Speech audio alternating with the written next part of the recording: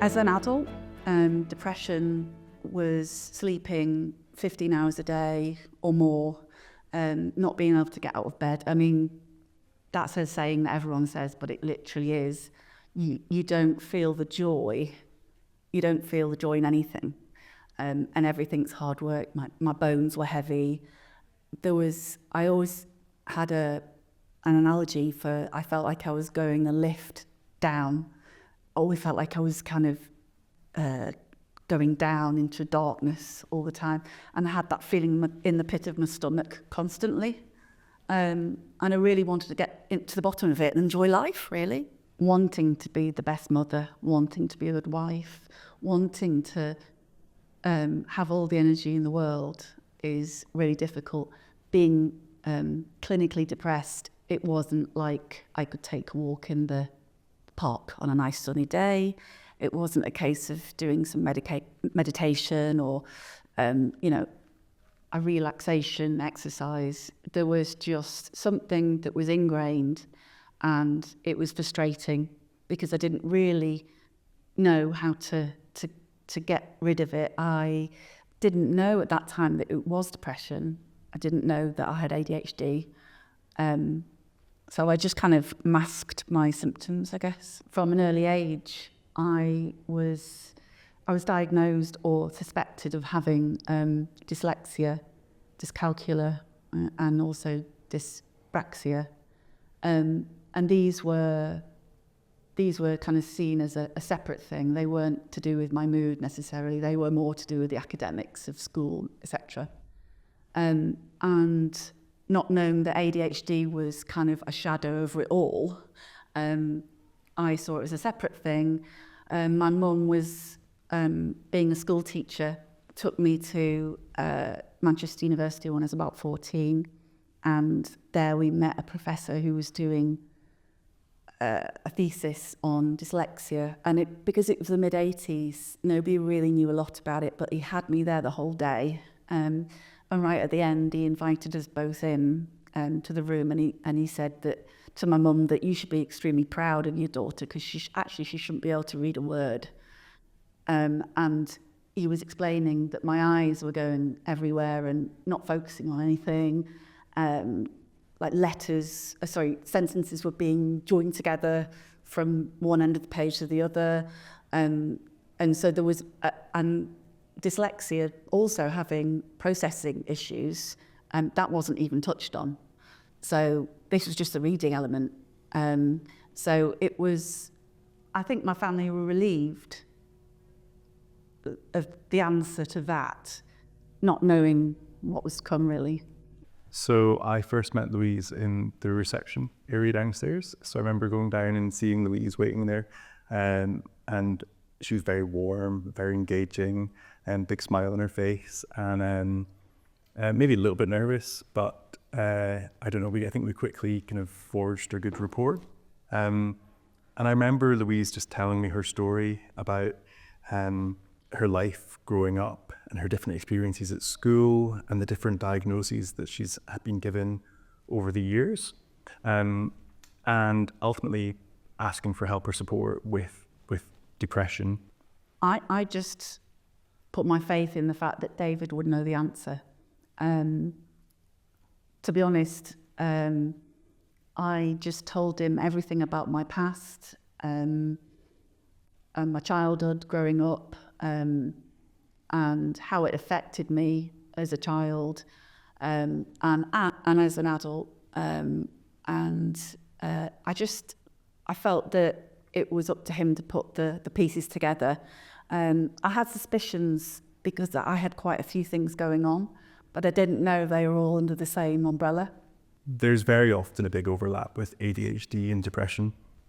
There's some studies that show that if you have ADHD, you're 6 times more likely to develop major depressive disorder. And around about 20 to 30% of people with ADHD will also have depression at the same time. And the reasons for that are multifactorial. So there's some genetic overlap with the genes that can cause ADHD and the genes that can predispose you to depression. But the other thing as well is people that grow up with ADHD, they are often ostracized they often don't achieve their full academic potential. They often are stigmatized and labeled as being lazy for not achieving their full academic potential, being distractible, being impulsive, being hyperactive and kind of getting into trouble. And I actually do see this quite commonly with adult women as well, especially, who have, it really affects their self-esteem. It really affects their kind of identity as a mother or as a partner. And that's one of the things I think that, again, that kind of sense of self and that self-esteem is one of the things, again, which I think can contribute to kind of feeling quite low in mood. Yeah, I would say my self-esteem was so low at one point, I was almost paranoid. And I remember my journey to work in central London and going on the tube, and it was a nightmare. Because if you've got low self-esteem, you will get periods of paranoia, and it was all down to the stigma. When I was younger, I didn't actually walk until I was 2.5, and my mum decided to take me to the family GP in our village. And he straight away said, I know what it is. He'd had a look at my legs, given me the basic examination. And he said, if you just put number 1 daughter over in that corner of the room and number 2 in the other corner. So my sister was over in the other corner and she's about 2.5 years older than me. And he put a toy in the middle of the room. And he said, watch this, to my mum. And I pointed to the toy and my sister went to get it for me and gave it to me like a lovely sister would. And he said, well, there you go, I diagnosed your daughter with laziness. And that was the story of my life. Everything was taken literally, So everything was black and white to most people, and I had to get around it. That was one of the things I remember when I met you, and you were telling me about all these different life experiences, and the fact that you weren't walking till you were 2.5, and all of these were little clues to me to think, oh my gosh, we need to do a full neurodevelopmental history. And you were a really good historian. You were able to tell me kind of all of these different life events and your experiences at school with real clarity. But I know that you originally came to see me to talk about depression, but the other thing that I remembered was the things that you were really beating yourself up about and giving yourself a really hard time about. I was sitting in the chair opposite thinking, oh my gosh, this sounds like undiagnosed ADHD. This sounds like distractibility, or kind of the time blindness that we sometimes see in ADHD, or the difficulty with task initiation that we sometimes see in ADHD. It's not laziness, it's difficulty with task initiation. And that's why when we started using the medication, some of those things I think became a bit easier. And then of course you stop beating yourself up about it, because you understand why is it there's certain things in life have been a bit more difficult than maybe they should have been. And actually getting the right diagnosis enabled us to help get the right treatment for you. It's always a little bit more complicated when people have a dual diagnosis, so when they have more than one diagnosis, because you have to try and tease apart what symptoms are due to what pathology. The approach that I take with the treatment as well is to always do one thing at a time. And if we're going to change one medication, start one or stop one, just to do one thing at a time. And if we're adding a new medication, to start low and go slow. And I think that approach, it helps me at least to understand, what's helping and what could be making things worse. And that guides the decision making. And that decision making is very much a joint thing. So with all of my patients, I always feel like my job is to tell you what I know, what I've learned, from experience, from education, but to bring that to the room, and then together we're like a team, and we make these decisions together. And We do. And ultimately, you're the boss. Oh, lots of things that you wouldn't even believe. I'd watch a film normally prior to the medication, and I take probably about 20% of it in, even though I was concentrating on it, But now I can take all of it in. regardless of what the subject is. You know, it could be Shakespeare, it could be, you know, something that's quite cerebral. I can take it all in, and that's amazing. My physical health has also improved because I'd had no motivation and no energy. I was always being investigated by the GP. I got told I had pernicious anemia, which was another one where they thought that was the lack of energy, so I was given B12 injections. But now with this medication, I'm not so tired all the time. I sleep like, you know, most people, and so I don't need the sugar to keep me going all day. I don't need that. That was taken as like a medication. So that was amazing. I've also taken up the guitar, which I can sit doing for hours, and yeah, the concentration. There's a lot of things that's helped. It's given me a view on the world, almost like a positive view on the world that I never would have had.